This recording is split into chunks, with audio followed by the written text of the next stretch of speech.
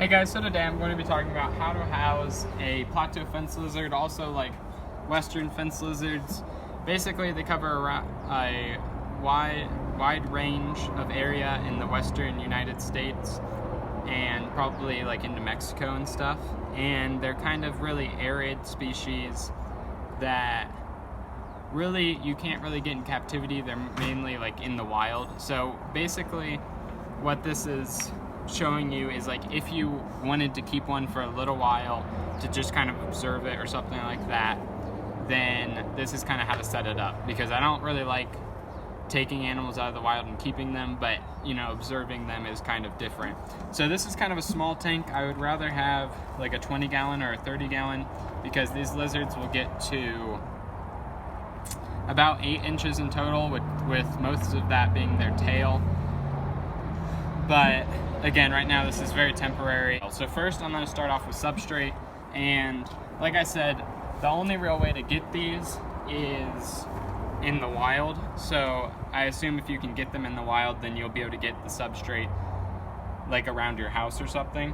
So this is basically from I'm in Arizona here. This is just the ground that's like in our backyard, or in my friend's backyard. I'm staying with my friend right now, and the substrate's basically just, it's not sand. It's definitely not sand. I'd still recommend not using sand. It's just really dry and rocky dirt. Yeah, it's just dry and rocky dirt, and it also has some pine needles. If I was setting this up at, if I lived here, then I would want to use like the same mix I use for other things, just making sure that it's really dry, and I wouldn't worry about it being dusty, because this is like super duper dusty. And again, this is just how they live, which is kind of interesting. I would say that there's certain things that you see in nature that an animal is around, and you're kind of like, well, if it's in nature then it's fine. But there's a lot of things in captivity that we can change, so then we don't have to worry about the same things that they would have to worry about in the wild. So I wouldn't worry about a dusty substrate, but I'd kind of aim for not having a dusty substrate. But again, most of these will be like a setup that's not like forever. So that's what I'm kind of planning on here. And by the way, my friend is around. That's who I was talking to. Okay guys, so we're in the wilderness of Arizona, and we're right beside a highway, so it's kind of loud out here. But we're going to be looking for some flat rocks to use, and also like a hide, a piece to use as like something for them to hide in and dig in. And then also we will be looking for a piece to kind of sit up to use as a basking spot, because these lizards 100% definitely bask and need UVB and stuff like that. So basically I will update you as we find stuff. Okay, so I didn't video as we found it, but here's the stuff that we found. We found this big chunk of wood that we thought would be pretty cool as like a basking area. And then we have these that I think we'll be able to set up in some way like this for them to bask on or something like that. And then we also have this huge rock that we found that's really cool. And we might use it, but I probably won't, because it's only a 10 gallon and I don't want it to be like super crazy heavy. And this would make it really heavy, even though it would work pretty well. And also it's a lot of pressure to put on the bottom of a 10 gallon tank. So these are definitely basking lizards. That's the only way that I really see them. So they 100% need UVB, but I'll talk about that in a different video. So they need a basking spot. Now I'm gonna try to create, I have two kind of ideas. So the first one is just like a slab of something. So this is actually wood, because my friend thought this looked really cool. But what I would use is just like a slab of rock, and it'll get really hot from a basking light, and then they'll want to bask up there. So that's basically all I really see them doing. When they're not doing that, then they're hiding under rocks. So I'm also going to be trying to create a hide here. And also the other way that I will have a basking area is I'm going to break this down or use a different piece and have like a piece of wood that they could sit on as well. Okay, so I started placing stuff in using the things that I'd collected, and my phone cut out there, so that's why it skipped all that. but I just didn't really like how everything was fitting together, and it just kind of didn't look great. Like it kind of looked a little bit too thrown together, I think. Okay guys, so at this point, this scape should be super easy, but I decided to change my mind of how I'm going to do the scape. And it should be pretty simple this time. So first, I'm just going to use pretty much all rocks. That's basically the idea here. So I'm just going to dig that in so you can't really see it. And then, here, these. So again, I just kind of tried to throw stuff in, and it wasn't really working, so I had to really think of a plan, and I just didn't really feel like filming that because my phone was about to die. And this tank's just really small. It's a little bit harder than I thought it was going to be. Okay, let's try to, I'm kind of doing this randomly. Let's try to,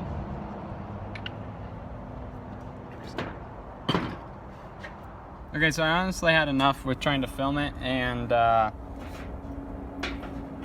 my phone is about to die, so this is what I did because I was taking forever and I didn't feel like filming it.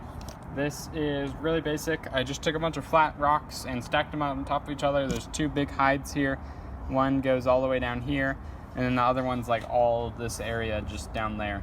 So then they can hide in there, and then they can bask on top of this as well as this. And it'd look a lot nicer if I had a brush to brush off all this dirt off of these because they kind of look cool, but whatever, I guess I don't right now. And the glass is covered in dirt, but I will be able to rinse that off. So here I have 3 that I ended up keeping for different reasons.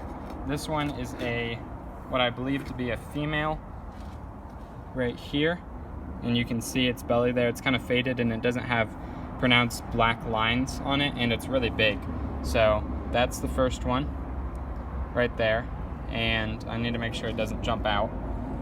Then this is a decent sized male. I'm not sure if they're like different sizes depending on gender, but this one I'm keeping for now because it's a really bitey one. Like it's really prone to biting. So I have, and as you can see, it kind of has black on the inside of the belly, on the inside of the blue areas, and it's kind of crazy. So that's why I have that one. Then there's a smaller male here, and he is interesting because he actually doesn't have the, if I can catch him, all right. He doesn't have any toes on one of his feet, which I find very interesting. And the safest way, I'll talk about this in other videos, the safest way I find to hold these guys is on the shoulders. As you can see here, you can see the black even better on him. And as you can see on his foot here, he doesn't have any toes on it, which I find very interesting. So I kind of wanted to keep the bitey one just because I wanted to do a video about like how they bite and stuff, and like how it doesn't hurt at all. But that'll be coming out. So here it is, and then like I said, they would normally be a basking spot and then also a watering bowl. That's the thing with spraying these guys down. I'd say like spray them down maybe once a week, if that, maybe like once a month. Just kind of make it so there's a little bit of humid areas like under the rocks, so if they shed and stuff. So I'd say maybe once a week spray it down a little bit, and also give them a water bowl, because I would say that like they probably drink from like dew, but I wouldn't, it's kind of hard to replicate dew. And I'll be keeping these guys just out here on the back porch. It's monsoon season, so out of the rain, but they'll get UVB that way, and I won't have to worry about lighting in any way. Or I might bring them in at some point, but again, it'll just be for a few days. Real quick, I found an obvious design flaw here, or design flaw. First of all, the lizards can dig themselves into the ground even without a hide, so that's not really a problem. So I'm going to be taking away one of the hides because I kind of need to get these guys out to film them and stuff. So I'm going to be taking away this hide, and then I also didn't add any botanicals, which are like the most important part of terrariums for me. So I'm going to time lapse it real quick. I think that the botanicals seem to make the scape a lot more interesting. I would say this is much better for them, and it also makes it a lot cooler and more realistic. So they'll just dig down, as you can see, like those ones were completely buried. And they probably know how to do that because it gets really hot out here and it's probably cooler inside the dirt. So they have that hide there, and I think that's enough. And then if they want to hide anywhere else, they can just dig down into the dirt and they'll be covered up by the leaves as well. So it might be kind of hard to find leaves around here. There's mainly pine needles, but there's a few oak trees over back there, so that's where I got all these leaves. I wouldn't recommend using pine needles because they're kind of sharp and I'd kind of worry about them. But I'll be letting go that one male today, the bigger one, because I'm just gonna film a video with him real quick and then I'll let him go.